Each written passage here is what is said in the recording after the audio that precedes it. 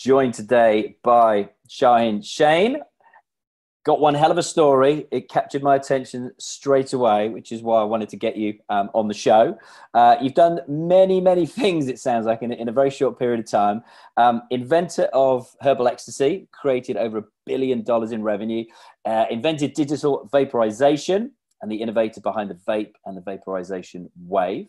And currently a leading Amazon e-commerce expert, thought leader, speaking to thousands on how to start businesses with recurring revenue streams on the Amazon platform, podcaster, a filmmaker, and I've just discovered a cold water swimmer as well.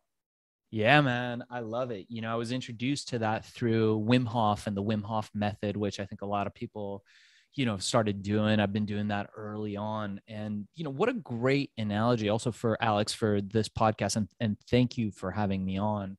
But what a great analogy for business and life. And screw it, just do it. Like, cold water is, I think, one of the great equalizers because it's uncomfortable. We want to be warm. We want to be cozy. We want to curl up by a fire with a scotch and a cigar and just relax, or with a nice piece of chocolate cake or whatever you fancy. But we know that if we can endure discomfort for a period of time, that we come out the other end better. And it's that discipline. It's that discipline where you were telling me earlier before the show how you swim the English Channel at near freezing temperatures. I am sure that is not something that triggers pleasure response in your brain. I'm sure that's something that triggers discomfort. But as a person that's self-realized and as a person who understands the value of discipline in your life, it's a discipline that you undertake for a greater good later on. Yeah, no, 100%. And it doesn't get any easier, and it does require discipline. And funnily enough, you mentioned that to get back on track earlier this year. Only last month, I decided, right, I'm slipping out of habits. Let's focus. Let's get some more discipline. So I decided to go, every day. So every day, get up at 6, in the sea by 6:45 with a couple of buddies of mine. There's a little small group of us. But it was just that mechanism, I think, of getting back on track and go, I'm going to do this for 31 days in a row. And exactly as you said, those mornings that maybe you don't feel like doing it, you think, shall I just hit snooze on the alarm? Or you get down there and it looks like really like wild and windy and woolly. And you think, the way my brain works, it's just like, it's not a question of hitting the snooze button. I just have to do it. And I don't know if you're like that as well, or other people are like that, but it doesn't come into my head to actually say no to it once I've gotten into that mode. Yeah, I've got a 7-year-old, so I have no snooze button. That dude is up and running, excited about life early. So I sadly do not have that option. But interestingly enough, so I've got a little biohack for you, something that's really cool. So does it get dark where you're at? Yeah, it's interesting. It's just started creeping in again now already. Yeah. Oh man. So I'll tell you the thing that I do, because I like to get up early before anybody gets up and kind of enjoy the day before people's negative energy, phone calls start dialing in, all the world happening, traffic, all that stuff. I like to get up where it's just calm and have a cup of tea. And then, I'll do my breathing exercise. But one of the things I noticed is on days where, because I'm here in Southern California, where the sun comes up, I feel a lot better. And on days where it's dark, I'm sure you can relate to this, especially being where you're at near the English Channel, is that on days where it's dark, your physiology is different. It's exponentially more difficult to just get up, much less do what you do to get into the water. So one of the things that I've been researching lately, completely unrelated to my work and unrelated to the topic of this podcast, but I think it could bring value to you and your listeners, so we can talk about this a little bit, is light. So I've spent my entire career building supplements and pills and helping develop drugs and those types of things. But I really believe that the new drug, the next big drug, is light. I think light changes everything. So here's what I do. I'll give you the hack really quickly. I have this little light panel, this red light panel that operates at a certain frequency. And if you want to reach out to me later, I'll tell you the frequency. And so when I wake up in the morning and it's dark, I lay down in my office. I've got the light next to my head. I flip it on and I just allow that red light to shine for 4 minutes, 5 minutes. And I start to feel the physiology changing in my head. Then I have a small amount of caffeine. Usually I have this tea called matcha. We produce, a good portion of the world's matcha. Our brand is Matcha DNA if anybody wants to check it out. But I have a little bit of caffeine with tea. And the reason with that is tea has something called L-theanine, which focuses you and gives you this very zen-like calm that you don't get from coffee. I love coffee, huge coffee fan, but tea is a much better way of getting into that peak performance state. So the combination of this red light for 5 minutes, and there's a couple brands that I can recommend. We don't make one yet, but we will, along with a little bit of caffeine, can make all the difference. It'll make it exponentially more easy for you to get up and go in the water. Interesting. Do you know, when we first came online and I saw the lights in your studio there, it actually reminded me of, and my listeners will know this, when I worked for Virgin Atlantic, when they relaunched their upper class cabin with like flat beds for the first time back in the 2000 something. I was immediately transported back to the upper class cabin, looking at your room there with the purple light. And I remember during the stages of a flight, getting on board, taking off, serving food and drink, that the light would change and you could put it through these different cycles till it was completely dark. But purple was, the predominant color, light even. Yeah. I mean, look, everybody is so focused on like, what are we going to put in our bodies? What kind of pills are we going to take? But really, I strongly believe that once we learn to master light, it changes everything. And look, light already has. If you think about lasers and how they've changed surgery, how lasers have changed certain treatments now, there's cancer treatments that are being treated successfully using lasers. It's all about light. But, it's interesting because I started my career selling herbs. How do you say it in proper English? Is it herbs or herbs? Yeah, herbs with a pronounced Right. H. Yeah. You guys say herbs. I think we don't somehow we don't pronounce the H. But I left home when I was 15, and we moved from Iran when I was 5. So in the 1970s, moved to the States, rough and tumble life. My parents were very poor. My dad, worked at a pizza shop, just trying to make ends meet, and then later on at a dry cleaners. But they managed to buy a house in an area that was up and coming, and the area became very affluent. So we're this poor Iranian family of immigrants that managed to get a house somehow, and it's a crazy story how we ended up doing it.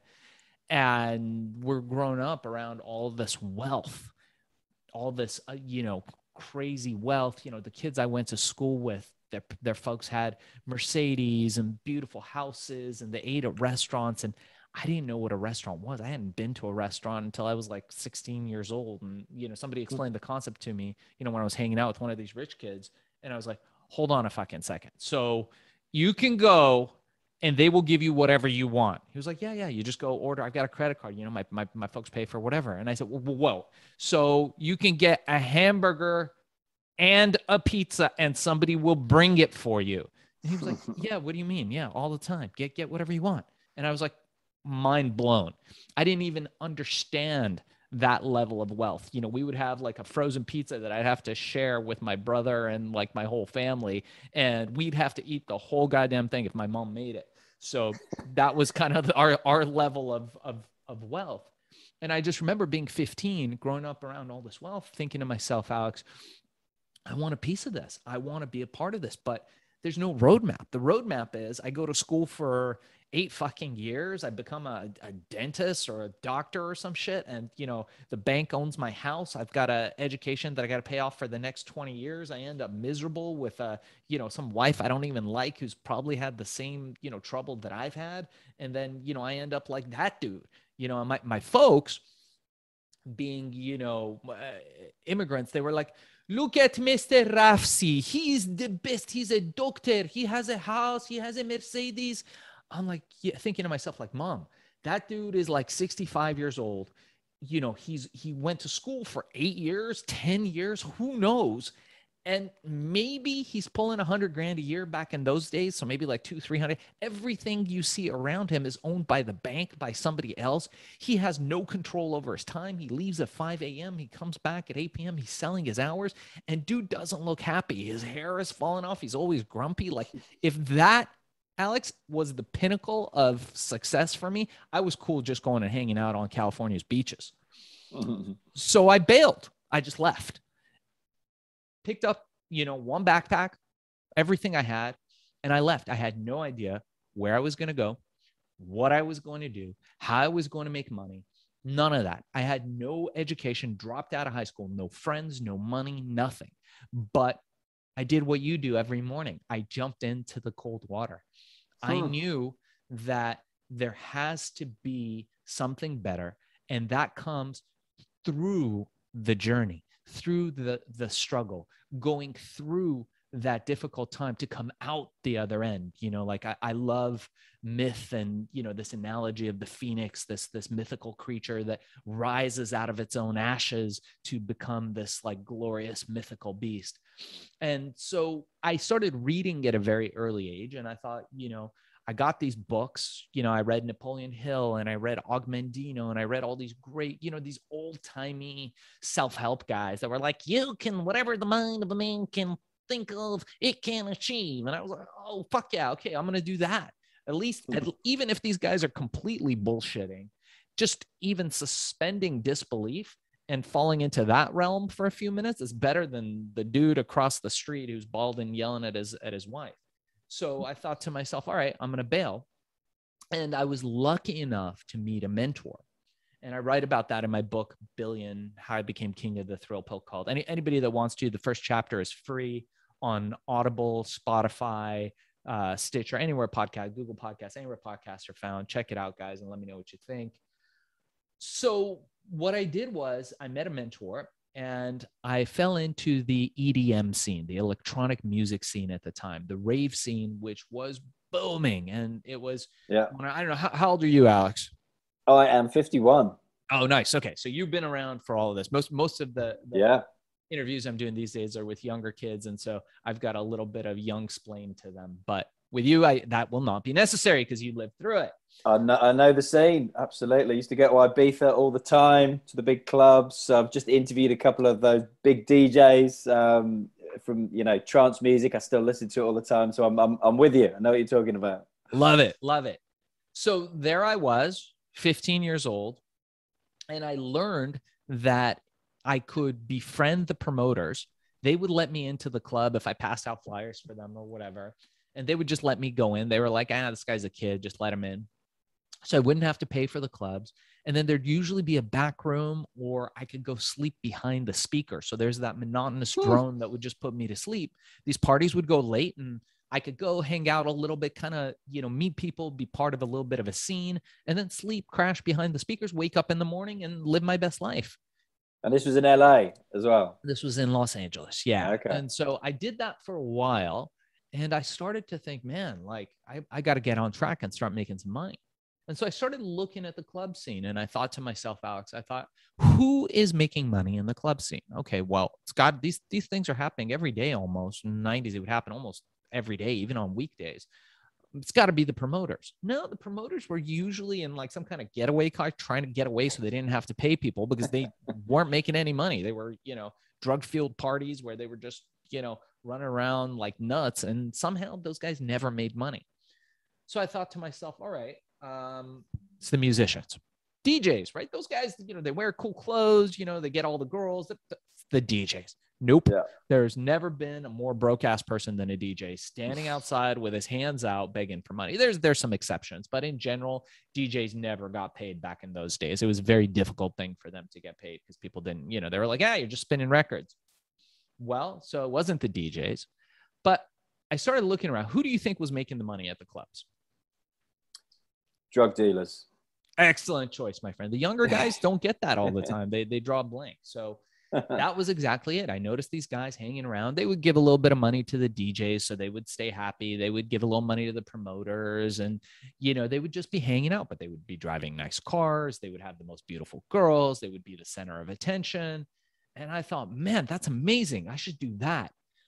And then the realization hit me that I would be really fucking bad at crime. I tried when I was younger. In school, we tried selling all kinds of nudie magazines and cigarettes and all the things that displaced youth does to make money. And I just realized that, dude, I'm really fucking bad at crime. I would see these kids continually ending up in detention, getting suspended from school. And I'd look at them and go, you don't get it, dude. You're bad at crime. And then I thought, fuck, man, that's me. I'm really bad at crime. I should not be doing crime. So by the time I got to the rave scene, I realized, okay, well, that's not going to work for me. I won't do well in jail, and just, it's not my thing. So there's got to be another way. Now, at that time in the 1990s, the majority of MDMA, methyldioxymethamphetamine, ecstasy, Molly, whatever you call it now, was coming from the UK and the Netherlands, were the big producers. And why? Because they had the scientists that knew how to make it. It was a fairly difficult drug to produce, unlike other drugs that were a fairly simple extraction or... Really? I didn't know that. Okay. Yeah. MDMA is a fairly complex drug to produce. So what happened was that the US, along with some of the European governments, it was the beginnings of the EU, started cracking down and shutting down these producers and shutting down the export of it. So the supply in the United States all but dried up. I was at the right place at the right time. These drug dealers were hanging around. They didn't have any supply, very little supply, because it wasn't really being made in the States. Well, I thought to myself, if I could come up with something that's legal, that's natural, that doesn't hurt anybody, that would produce a similar effect, that we could do pretty well. And especially if I could produce it for pennies and sell it for dollars, I'd be in the money.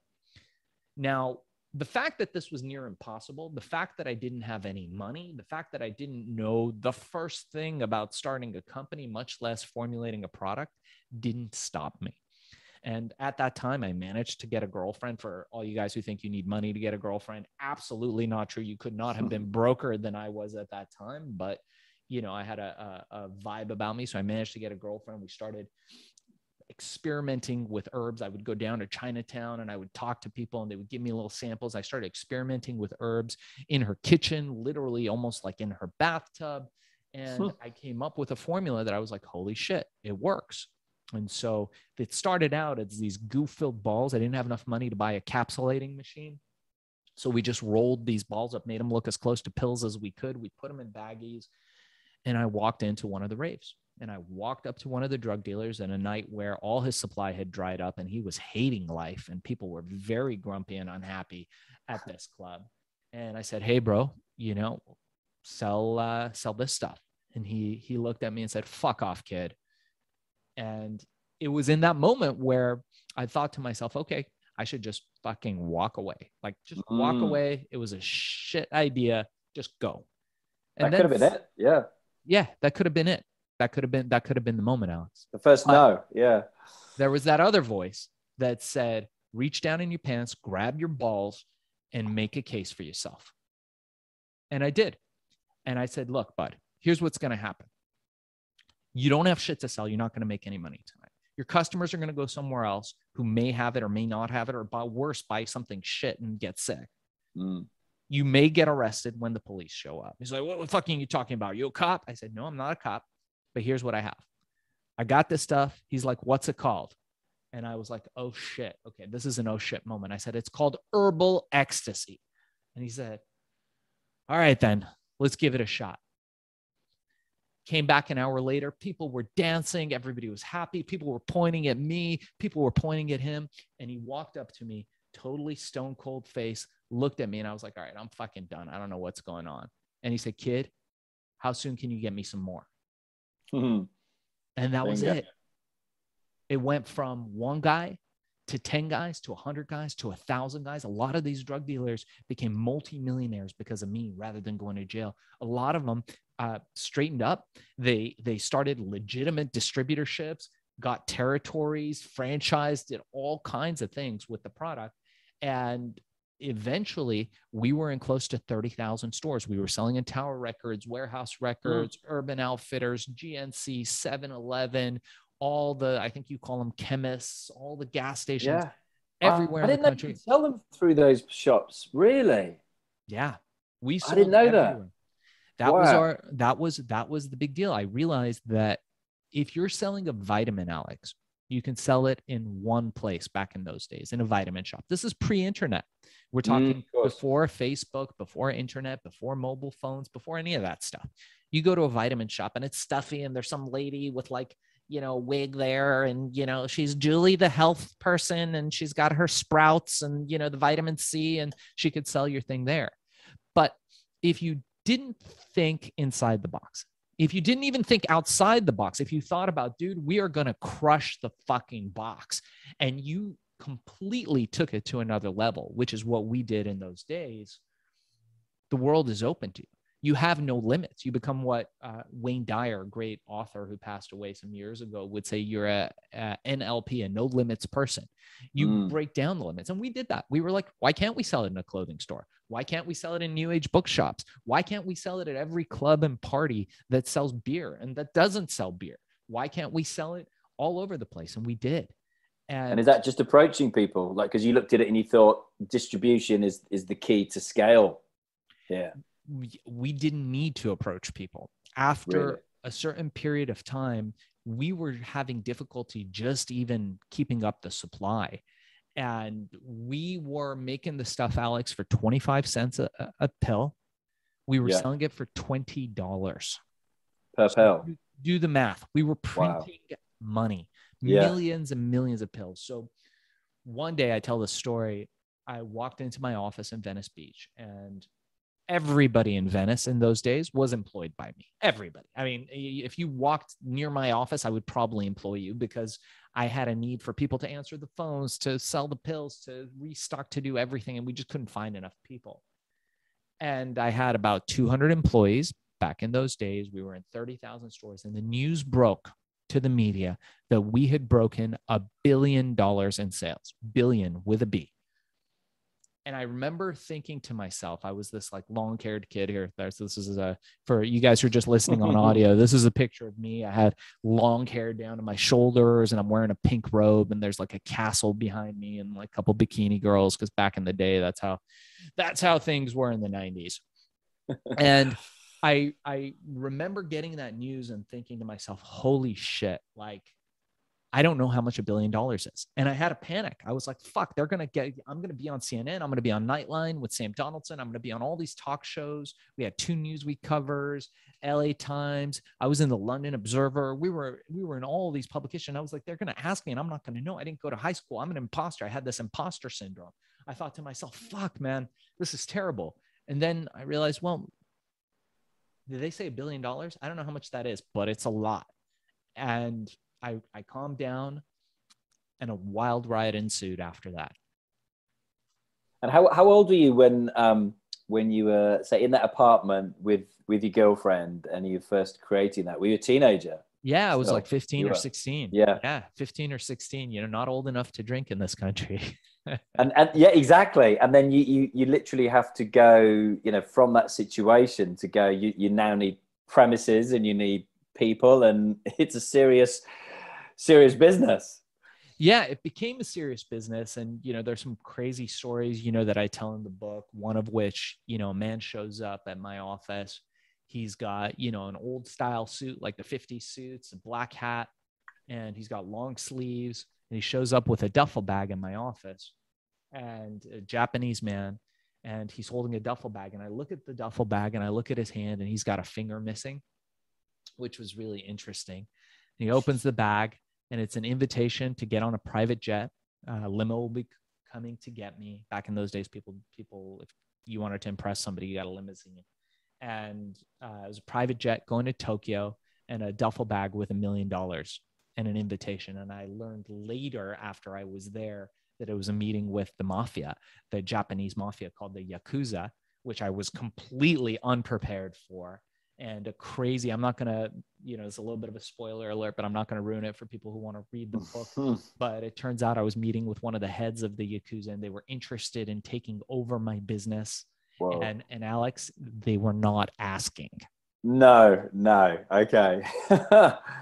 That's a hell of a story that we'll have to dive in to get all the all the details. And I suppose a question coming from that in my mind would be, at what point, do people like that start encroaching on your territory, and before you know it, the business starts shrinking, or the scene starts changing, because the music scene constantly ebbs and flows, as we know.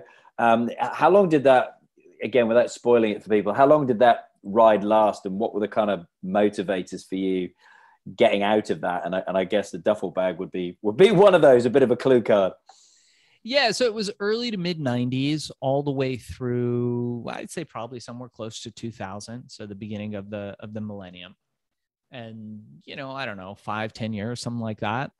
And it trickled down. We had 300 products. I invented what is now the modern Herbal cigarette, which is a tobacco-free cigarette, which is now the standard for Hollywood studios, what they smoke. Jim Carrey, Sharon Stone, Leo DiCaprio, when you see them smoking in movies, it's my cigarettes. They're called ecstasy cigarettes. I'm no longer involved in those, but that was a brand that I started. So we developed a lot of brands and sub brands, but eventually, my biggest problem wasn't with organized crime. That I had somehow the wherewithal to deal with. It was the government. And the government started coming in, and they're looking at this kid, and you've got the pharmaceutical companies who have a lot of money, who are coming out with these pills to give people erections. And you've got this kid who, for little or no money, no research, no clinical trials, no government regulation, is coming out with a pill that millions, hundreds of millions of people are using for sex, for partying, for all this stuff. And it's completely unregulated. They're very unhappy about that. So they're lobbying the government.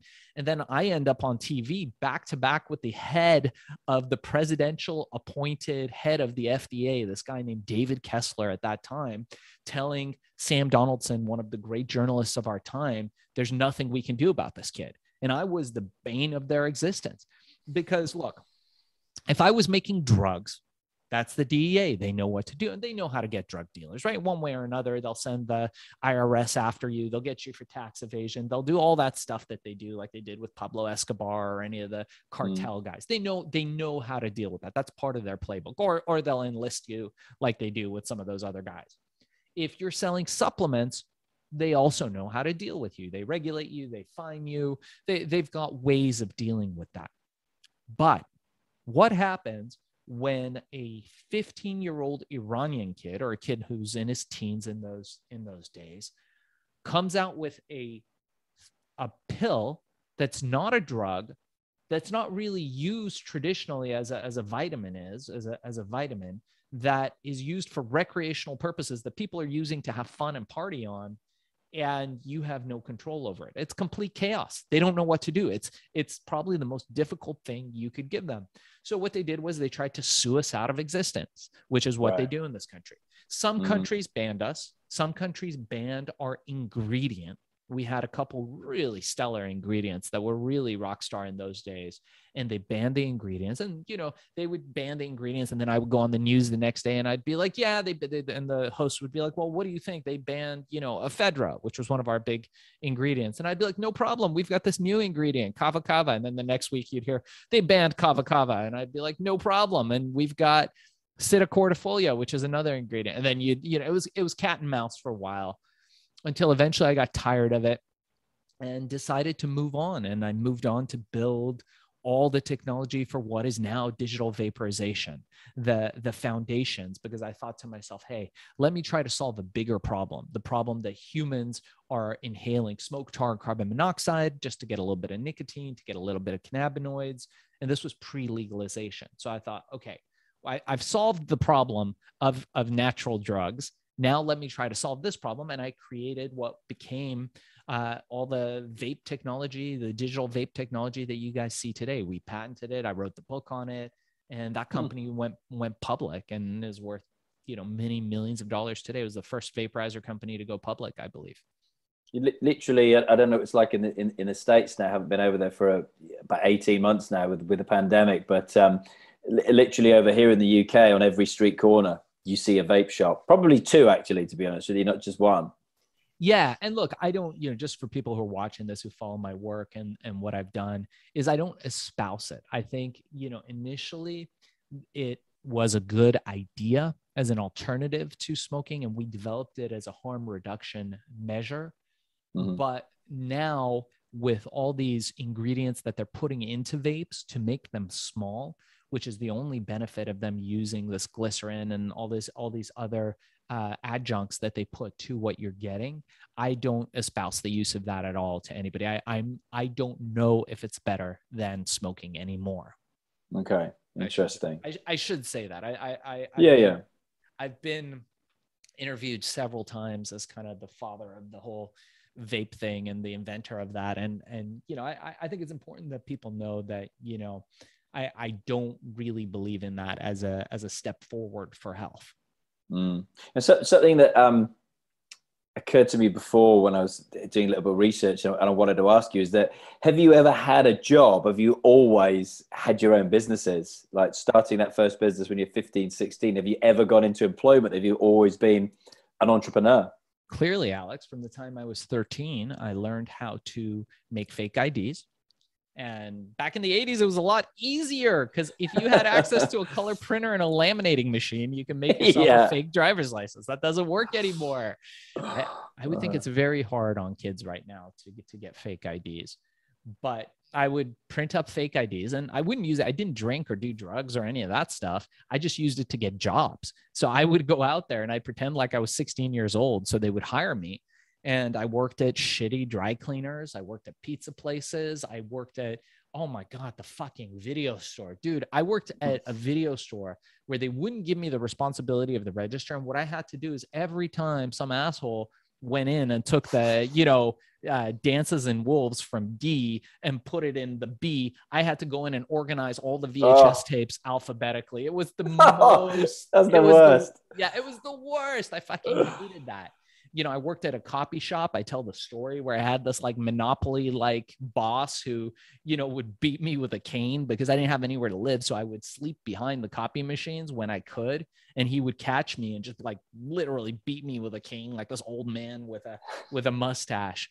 And I actually tell the story. This is a great redemption story, a period of redemption where, so I'm working at this copy place, right? And the guy like fucking hates me. I'm out making like every night I'm making copies. And then when he bailed, I would sleep behind the copy machine. So the guy comes in one night, he's got his cane. He sees me sleeping. The other employees ratted me out and he's like hitting me with the cane. I have to leave. I don't get my paycheck. It was one of those crazy things, right? Like I don't get my $3.50 an hour or whatever the fuck it was.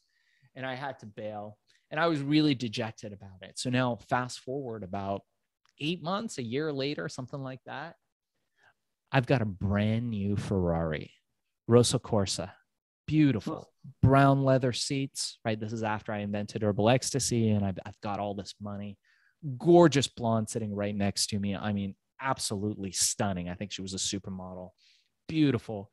And we're going into one of the most expensive restaurants in LA. We get out of the car. The valet is there. The paparazzi is all around us taking photos. Like, who's this guy? Oh yeah, it's the kid, the ecstasy kid. They're taking pictures. The maitre d' of the restaurant is coming out to greet us so we don't get assaulted. And I look and there's this man, this little man with this little mustache and his little cane. I mean, he was like a cartoon character. And he takes a look at me, the kid who was sleeping behind the copy machine. And I see his face turning red, like red. Like sometimes when really white people get angry, I realize that they turn red. It's not even pink. And he's turning red. And I looked at the girl who was next to me and I looked at him and I went up and I shook his hand and I said, "How you doing? You remember me?" And he was just flat. He couldn't get a word out of his mouth. And I just looked back, handed the keys to the valet. And he was just like, And I knew in that moment that fucking made it. And it was the greatest form of revenge ever. Wasn't that I punched him or I did anything to him after that. There was no, it was just the fact that, look, dude, look at me now and look at you. You're still managing the coffee shop. Yeah. Great story. Do you know, I was telling my, that job's awful, isn't it? Literally re-putting the the movies in alphabetical order. I was telling my kids are a little bit older than yours. They're 12 and 14 and two girls. And I was telling, they were asking me about jobs. And I was saying, worst job I had, I think the first job I had was in a bread making factory. And I had to, on a Saturday morning at like 13, 14 years old, whatever it was, get inside this huge metal machine with this little scraper like the size of my hand, just scrape all the goddamn dough off the inside of the machine, you know. And I was saying, you know, the times you'd get out of the machine and you'd accidentally leave your metal tool inside the machine. And I always used to think back, I wonder if somebody got a loaf of bread with like a metal scraper in it. But it was a horrible job, you know, on your own all day inside this. I'm sure you couldn't get away with it these days, but geez, the jobs we used to have, I love that story. I love that story. Yeah. I mean, look, I mean, I think your era and my era, you're, you know, a couple of years, I'm 46. I think you said you're 51. You know, I think our generation was very different. I don't see kids now having those kinds of jobs. I don't think they could handle it. I mean, it's amazing how many young men I meet who are 16, 17, 18, who've never gotten into a fight. And I look at them and I go, you've never gotten into a fight?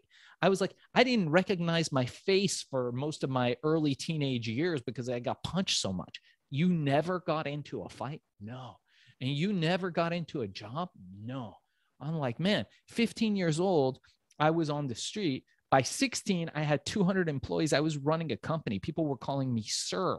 And I look at kids now and I'm like, man, at 16 years old, like, I don't know how he's going to go to the bathroom by himself and wipe his own bum, you know? So I think it's a very different generation. And I absolutely, I agree with you. I think, you know, like the job that you had, a great example. I totally see you there in that vat scraping that shit off. Cause I've had a lot of those shitty jobs too. Is that fucking built the character of who you are. It built your thick skin. It gives you the balls to fucking say, you know what? It's a shitty day. It's fucking dark. It's cold. I don't fucking feel like it. I want to sit here and watch YouTube videos and drink coffee. But you don't do that. You fucking get up with your friends. You go out there into the English Channel and you take that fucking dip. And maybe it feels shitty all along, but when you're done, it feels glorious. Indeed, that is the bit. And I would say it's funny, like having done it for like nearly a year and a half now, you come to like, and Wim Hof will clearly get this, but you come to crave the cold.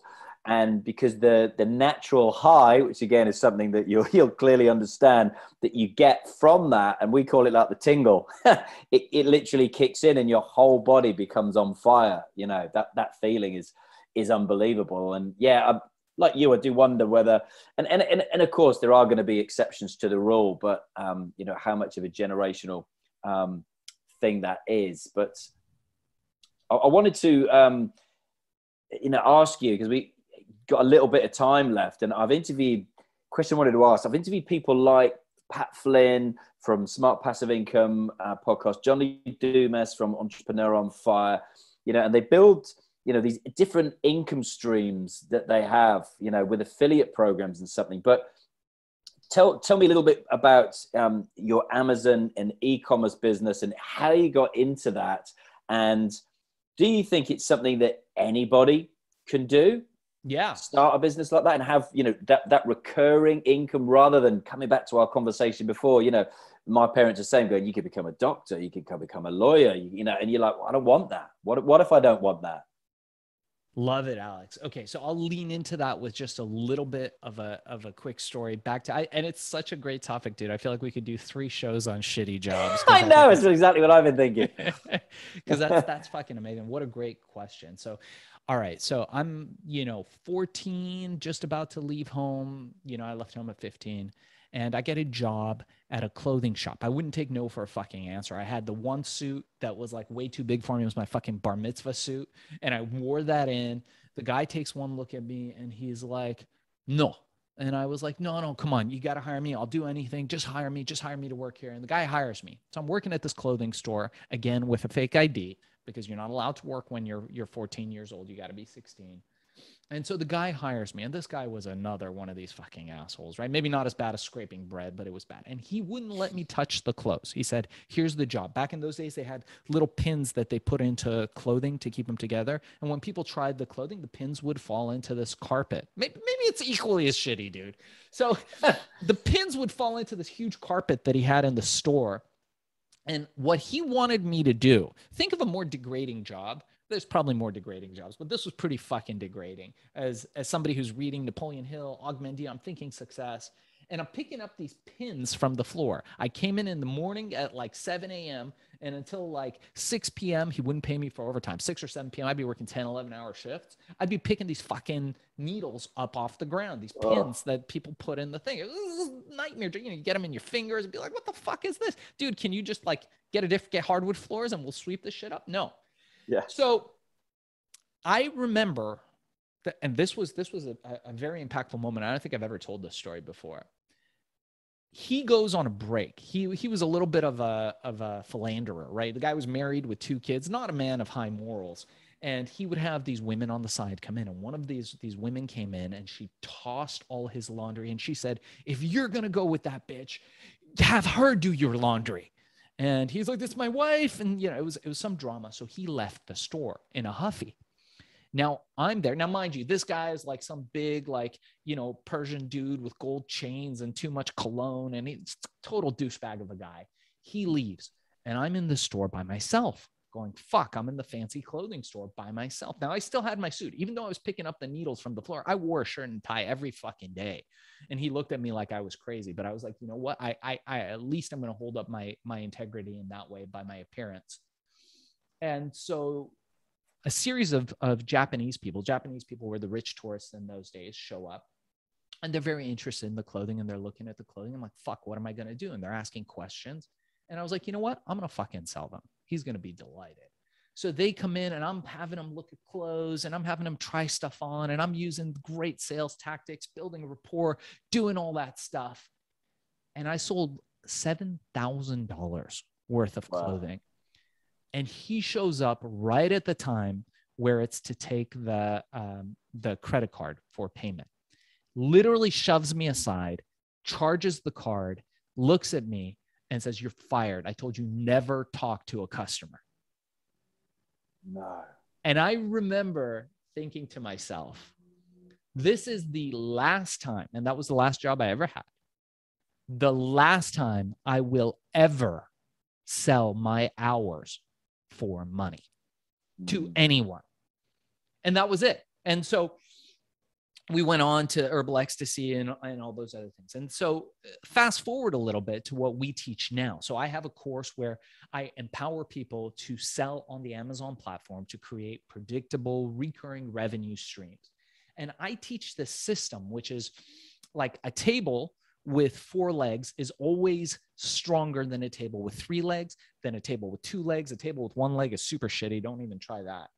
So why am I making this explanation? Because what we teach is foundational thinking, Alex. And I believe, look, I'm at a place now. I travel with my family. I've got a beautiful 7-year-old boy who, by the way, has started his own Amazon business now at 7. And my wife, who also has an Amazon company. And we travel the world, and wherever we're at, we create revenue, predictable, recurring revenue, and we do it through Amazon. So we have foundational thinking, and I teach through my course how you build foundational thinking. You need to have these 4 pillars, these 4 foundations. The first one being cash flow positive real estate. Everybody should, at some point in their life, think about cash flow positive real estate. Right now is not a time in history where you should be buying real estate because it is a terrible time to do that. The markets are crazy all over the place. The second pillar is that you should have something that's compounding interest for you. Stock market, if you know about crypto, it's not my thing, but if you know about crypto, then that could be one thing, but some kind of money, stocks, bonds, that's creating compounding interest, and you need to learn about that. The third pillar, arguably one of the more important ones, is you need to have something that creates stability in your life, that keeps your kids in diapers, that feeds you, that makes it so your life is stress-free. And if for a period of time that entails selling your hours, driving Uber, doing Airbnb, hustle economy, whatever it is, you got to fucking do that. The fourth pillar, the most timely, the most urgent one now, is e-commerce, having real estate on e-commerce. When real estate is down or up and you cannot get in for whatever reason, you can build real estate, another kind of real estate, by building an e-commerce business. Now, I'll give you a little fact. This is really interesting. I know you've been watching the news. There's been close to 20 billion, with a B, Alex, dollars of money going into SPACs and aggregators. Wall Street is pumping this money in. The Chinese, the Brazilians, all these different countries, the Russians, the Koreans, they're all putting money in to buy these Amazon companies right now. Amazon companies are going for record numbers, something we have never seen before. So if you're the kind of person who thinks to yourself, hey, I want to build a business that can build this recurring revenue stream for me, cash flow, so I don't have to worry, and that I'm going to be building this foundational life where I've got my job or my career, whatever's going on that brings money in, so I don't have to worry. I've got some money in the markets. I've got some money in cash flow positive real estate, or at least I'm looking. Now's a bad time to buy, great time to start looking at cash flow positive real estate. But I need something else, that fourth leg, that fourth pillar. Selling on e-commerce, particularly in the Amazon platform, no better platform has been built to date for creating more millionaires by selling on e-commerce than Amazon. And I'll tell you why. It's one man, the little bald guy with a funny laugh. Not you, not me, because I know we're both bald. This little guy, Jeff Bezos. So people look at Bezos, Alex, and I'm sure you've watched some of his old videos where you see this nerdy guy and he's like, you know, he's got like a comb over on his hair, and he's like, he sits in an office where like the desks are made from cinder blocks and a used door, and it's spray painted on the back Amazon. And people are like, fucking hell, man, that guy? Yeah, no, that guy's never going to make it. Right. But that's not who that guy is. That guy is a seasoned executive from Wall Street. People don't know this. That guy came from D.H. Hutton. That guy was always one of the smartest guys in the room. That guy was a senior analyst. That guy was a super uber genius that played it humble to bumble for a little while until he built the world's most fierce company, Amazon. Bezos was never a chump. He was always an alpha leader. But he played like he was until he got what he wanted, strategy. And so we arrive at a place in history, a time in history where the next 5 to 10 years, there will be more wealth created through Amazon than I think any other company. Because now anybody can start a company on Amazon. And I'll tell you what, I have a 1-hour course. It's normally $200 for any of your listeners or viewers, Alex. I'll include that absolutely for free. You don't have to spend 1 cent to learn how to sell on Amazon. It's everything you need from A to Z, how you can create a product. The number one problem that people have is, hey, I want to sell on Amazon, but I don't have a product. How you find a product, how you sell a product, how you rank it, how you get reviews. We teach all of that. People can find it on fbasellercourse.com or go to shaahin and click on the course link. That's www.shaahincheyene.com. Click on the course link or reach out to Alex. He can forward you my information through any of the links on his website. And we would be honored to hear from you guys. And we have a podcast too. We got to get Alex on as well. I want to hear more about his crazy jobs that he's had and his journey and his cold water swimming. So our podcast is called Hack and Grow Rich. For any of you guys that are interested, please check that out. And Alex, how can people find you for anybody listening to this on our feed? Yeah, no, appreciate it. Screw It, Just Do It is the name of my podcast. We'll have links for everything, as you just mentioned, in yours. Easiest way for me, it's at Alex Chisnall _ on Instagram. Easiest way probably to get hold of me, where I get most of my DMs these days. And you can go to podpreneur.org, which is the name of the podcast agency that we run. But yeah, super interesting, I have to say. One hell of a story. And again, I think it's like 3 episodes we could dive into here, but appreciate your time. Yeah, likewise. And I appreciate you. And let's definitely get you on Hack and Grow Rich and talk about what it's like working for somebody like Richard Branson. Love to. And last question for you before you go, quick one. Being a podcaster, who's your ultimate guest that's at the top of your list at the moment, top 100 that you'd like to get on? living or dead, or just real life? Anybody I can get on. Real life, anybody you could get on. Who would you want to Because have? I was like, man, I talked to Jesus. No, I mean, I don't know. I think Joe Rogan would probably be the top of it. He is Nice. the clearly the market leader, and he's an interesting dude. And I think there's some really tough questions that I would love to ask him and invite him on the show if I could. Yeah, great call. Great shout. Well, look, thank you very much indeed for your time. It's been an absolute pleasure. Give my love to Los Angeles. Shaahin, Shane, thank you very much indeed. Honored to be on. Thank you so much, Alex.